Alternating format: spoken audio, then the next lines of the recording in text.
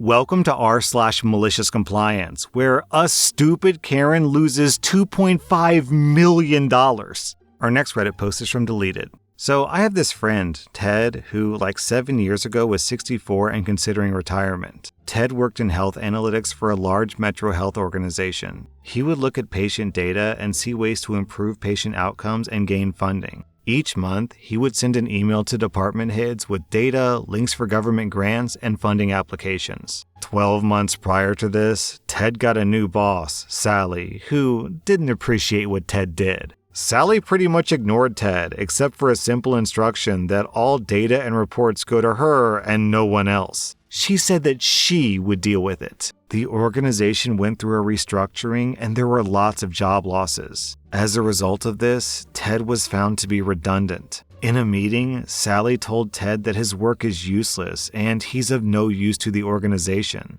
She says that she hasn't opened one of his email reports in 12 months, and that clearly shows that he doesn't matter to the organization. In 3 months, he'll be redundant and receive a handsome package for over a year's pay. Sally was pretty rude to Ted during this meeting, and HR actually asked her to leave. HR decided that Sally would no longer deal with Ted. The workers' union was putting up a decent fight and slowing down the restructure. Ted makes an offer to HR that he wouldn't fight the redundancy if they pay him 3 months sick leave and after that his redundancy pay. They agree, but they insist that he does a full data clean for patient confidentiality reasons in the next 2 days and then his sick leave can start. Cue malicious compliance. Ted creates a backup of his work, then calls IT who deletes all of his files. Then he physically destroys his hard drive. He also asked them to search through any unopened emails that he had sent and delete them off the server. So, IT wipes every last trace of Ted from the system. Ted gave the copy of his data to the internal auditors on his last day. On Ted's last day, he also discovered that Sally didn't know that he was going on sick leave the next day. She calls him with a sickly sweet voice saying, "Hey Ted, I need to look at those numbers that you sent me, but I can't find them. The auditors say that we're $2.2 million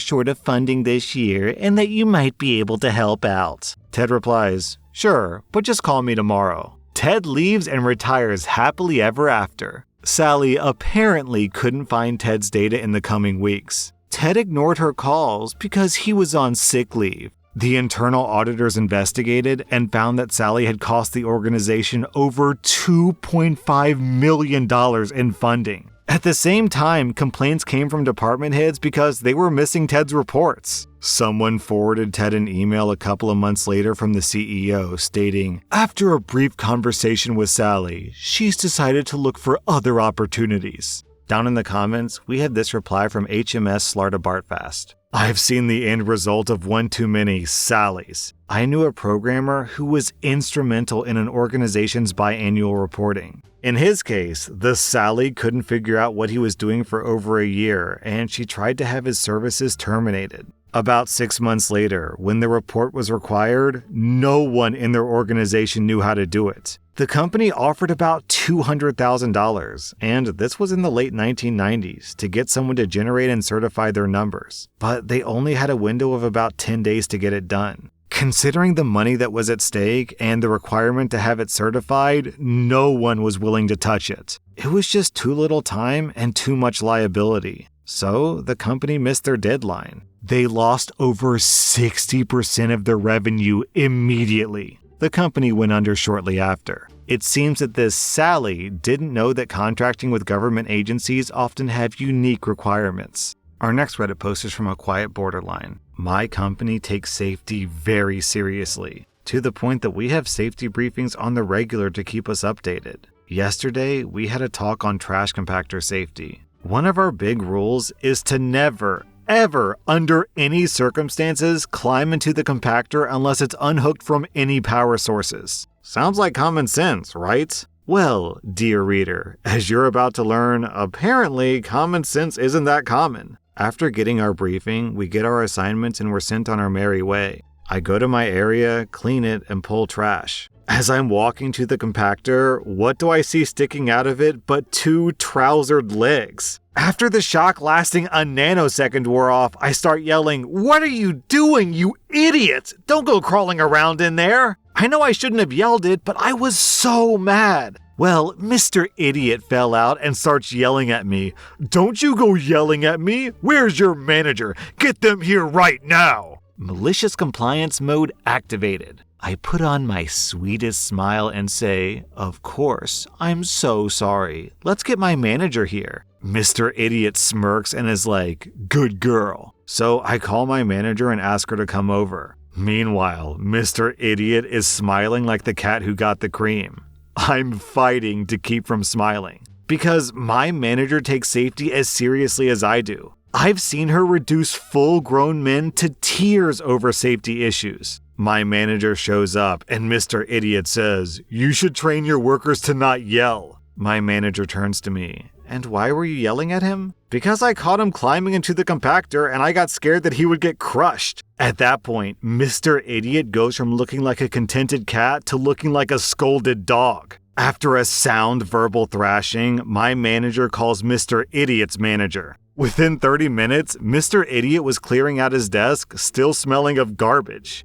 Beneath that, we have this story from Sapphire. A mom with my kid's soccer team was gone one season. She came back next season missing a good bit of several fingers. It seems her lawnmower clogged, and she turned off the power and turned it over. Something was stuck under the blade. She pulled it out, but I guess it had one last spring rotation left, and whack! After that, I always used a stick or a long tool to unclog my mower. Yeah, it always confuses me when people don't take safety seriously around heavy machinery because a trash compactor can literally compress you into a meat cube.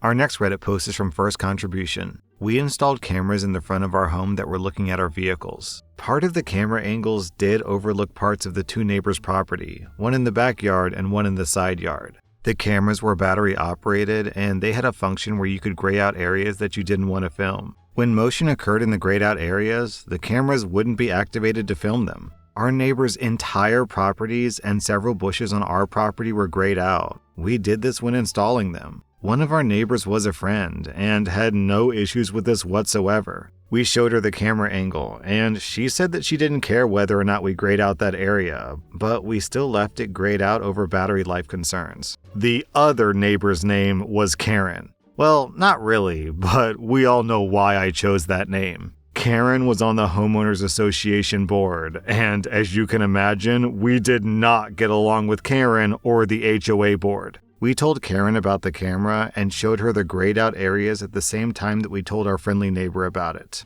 It was simply an FYI conversation, not an asking permission conversation. She told us to take the cameras down immediately or we would regret it. About a week after we hung the camera up, we got a notice from our HOA that we were violating the bylaws. The bylaw in question, a nuisance to your neighbors bylaw. There wasn't a specific bylaw preventing placement of cameras, so this was all they could find to try to punish us. We responded with a letter detailing how we weren't violating any bylaws or laws in general, and we asked them to cease and desist.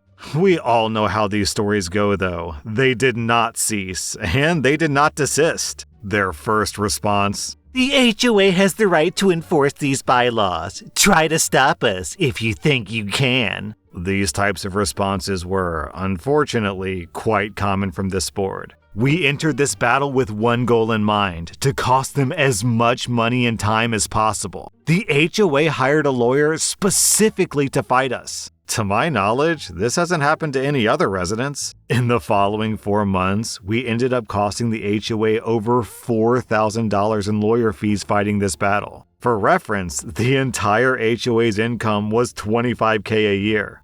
When it came time for our official HOA hearing over the matter, we had successfully postponed it, thanks to an attorney friend, 3 separate times. There were over 100 back and forth emails with the HOA attorney and ourselves. Each one of those emails was a 15-minute expense for the HOA. And I was happy to follow up a follow-up question with another follow-up question if that meant the HOA attorney was going to keep billing them. We didn't actually want to take this battle to court, so we ended up removing the cameras the day of the hearing. The HOA decided in this hearing that we were guilty, surprise, surprise, by violating the bylaw. They couldn't fine us because that bylaw didn't allow a fine until the hearing had been held, and the cameras were already removed. In the end, the punishment was a sternly written piece of paper on the attorney's letterhead that stated that we're not allowed to place a camera on our home that had the potential to invade a neighbor's privacy. Keep in mind, the letter specifically stated that the camera couldn't be placed on our home.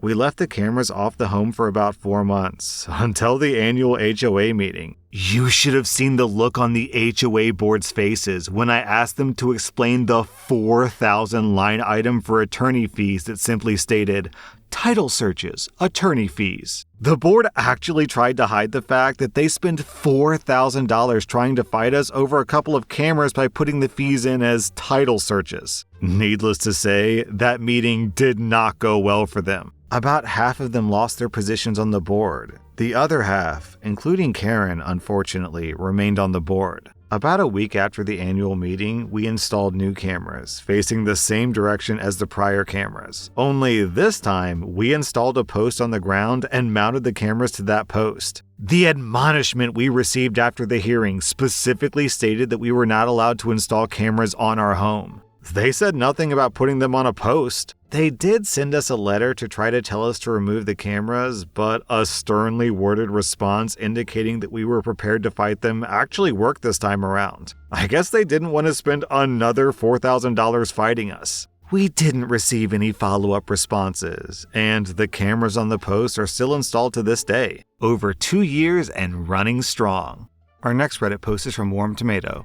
I'm a 56-year-old man from the UK, and I was working in Africa as an operations manager for a large global security company from 2009 to 2014. The country I was working in had been through a long civil war and was very underdeveloped. Think no paved roads and people living in very traditional African lifestyle. At that time, I'd been working on a 10 weeks in country, 2 weeks at home rotation for about 4 years. I'd flown to and from work so often that I had that journey down to the absolute fastest travel time. And I'd figured out the cheapest option for the company. The shorter my journey was, the cheaper it was for the company, so it worked out for everyone. Someone in the head office was trying to cut down on travel costs, probably to make themselves look good and get promoted. As a result, I got an email after a week at home saying they had changed my normal flight, which was 5 p.m. on Sunday, from my nearest UK airport. This new flight had me departing at 5 a.m. instead of 5 p.m., and it was £80 cheaper. And to clarify, the only flight to Nairobi was 9 a.m. because this was a war-torn country and there was only one airport in the country that had a surfaced runway. And they had no runway lights or radar, so all the flights had to be in daylight. Anyway, I agreed to the flight time change, but I asked them to move it to a Monday so I don't lose a day at home. They agreed because they still got to save £80 on the ticket, so no skin off their nose. Once I got the flight confirmation, I contacted the travel desk asking for hotel and taxi bookings. When they asked me why I needed those, I explained that to make a 5 a.m. departure required a check-in at 3 a.m. And since no trains were going to the airport before 5 a.m., that means I had to go the night before and stay at a hotel near the airport. Also, the flights they booked me would get me to Nairobi at 7 p.m.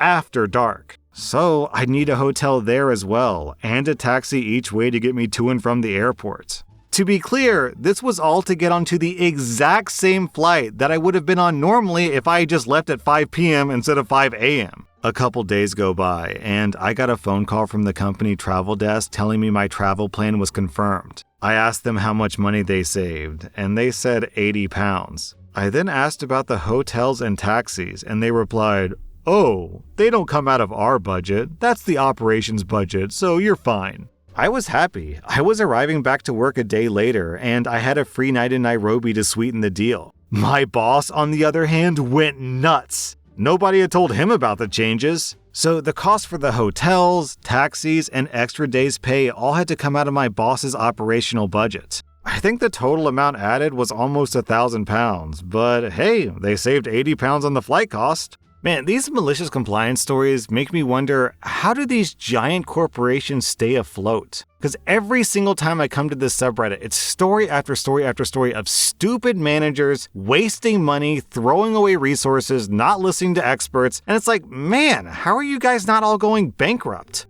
That was r/maliciouscompliance, and if you like this content, check out my podcast where I publish the exact same episodes. Also, hit that subscribe button because I put out new Reddit videos every single day.